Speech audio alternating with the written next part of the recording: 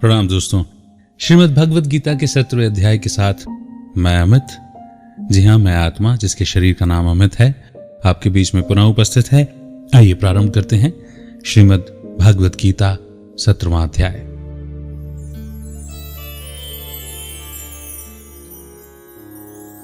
अर्जुन ने पूछा, हे भगवान, जो यथार्थ विधि को छोड़ श्रद्धा के साथ पूजन करते हैं उनकी निष्ठा किस प्रकार की है? सात्विकी है या राजसी है अथवा तामसी है? श्री भगवान बोले, प्राणियों के स्वभाव से ही सात्विकी, राजसी और तामसी ये तीनों प्रकार की श्रद्धा है। सो सुनो।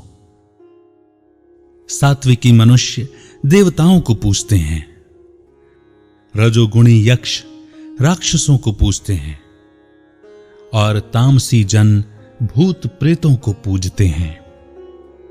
जो लोग कपट, अहंकार, काम, विषय अनुराग और आग्रह युक्त शास्त्र में न कहा हुआ उग्र तप करते हैं, वे मूर्खता से अपने शरीरस्थ आत्म को कष्ट देते हैं। उन्हें निश्चय ही आसुरी जानिए। जैसे प्रत्येक को 3 प्रकार का आहार प्रिय है, उसी तरह यज्ञ, तप और दान भी 3 प्रकार के हैं, जिनके भेद सुनिए। आयु, सत्व, बल, आरोग्य, सुख और प्रीति को बढ़ाने वाले रस युक्त पोषक आहार सात्विकों को प्रिय हैं। कड़वे, खट्टे, नमकीन, गर्म, तीखे, चरपरे, रूखे एवं दुख, शोक तथा रोगजनक भोजन राजसी लोगों को प्रिय हैं। पैरों का रखा हुआ अरेरस, दुर्गंध युक्त, बासी, उच्छिष्ट, अपवित्र भोजन तामसी लोगों को प्रिय लगता है। ज्ञान यज्ञ करना ही है, ऐसा मन को दृढ़ करके फल की इच्छा बिना विधि पूर्वक जो यज्ञ किया जाता है वह सात्विक है। फल की कामना से और लोक दिखावे के लिए जो यज्ञ किया जाता है उसे राजसी जानो।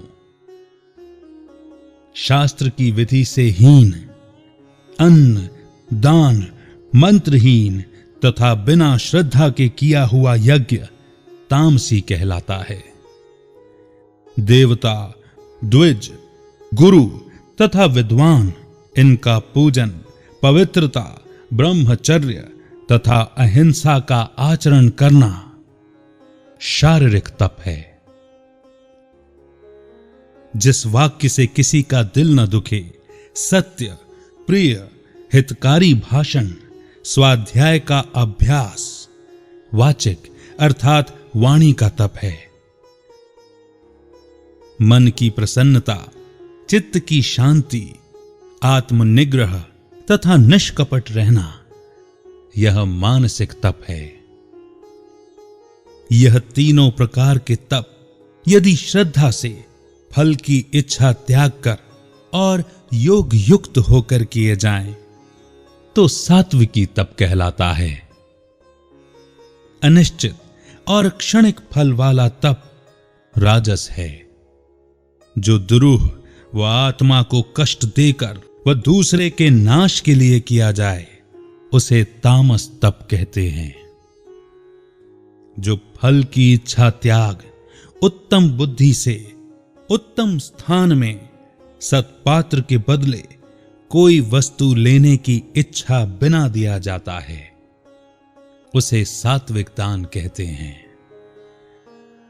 जो दान प्रत्युपकार एवं किसी फल की इच्छा से क्लेश पूर्वक दिया जाता है उसे राजस दान कहते हैं। ओम, तत् और सत यह 3 ब्रह्म के नाम हैं। इन्हीं से आदिकाल में ब्राह्मण और वेद हैं। इसी से ज्ञानी पुरुष यज्ञ, दान तथा तप आदि शास्त्रोक्त क्रियाएं, ओमकार उच्चारण सद्भाव एवं साधु भाव से किया जाता है तथा मांगलिक वैदादिक कर्म में भी सत शब्द का उच्चारण करते हैं। ईश्वर प्राप्ति के अर्थ जो कर्म है यह भी सत कहते हैं।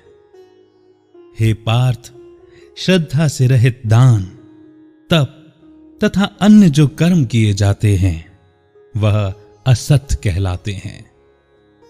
वह न इस लोक में और न ही परलोक में हितकारी हैं।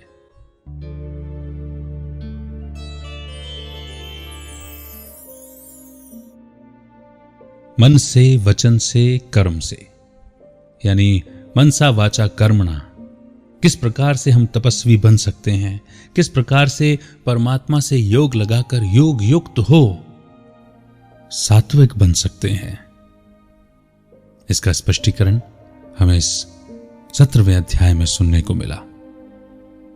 अब उस अध्याय की ओर बढ़ेंगे जिस अध्याय तक पहुंचने के लिए संपूर्ण गीता ज्ञान कहा गया है। नष्टो मोहा स्मृति लब्धा। लेकिन 18वां अध्याय लेकर आपके बीच में आऊं उससे पहले फिर निवेदन करूंगा कि श्रीमद् भागवत गीता के 17वें अध्याय का हम बार बार श्रवण करें, बार बार मनन चिंतन करें, क्योंकि एक बार पढ़ने से वह बातें शायद बुद्धि तक, आत्मा तक न पहुंचें जो परमात्मा अपनी आत्माओं तक पहुंचाना चाहते हैं, है ना। तो श्रीमद् भागवत गीता के 18वें अध्याय के साथ मैं आपके बीच में पुनः उपस्थित होता हूं। तब तक के लिए आज्ञा दीजिए, रखिए अपना बेहतर ख्याल। अमित का बहुत बहुत नमस्कार।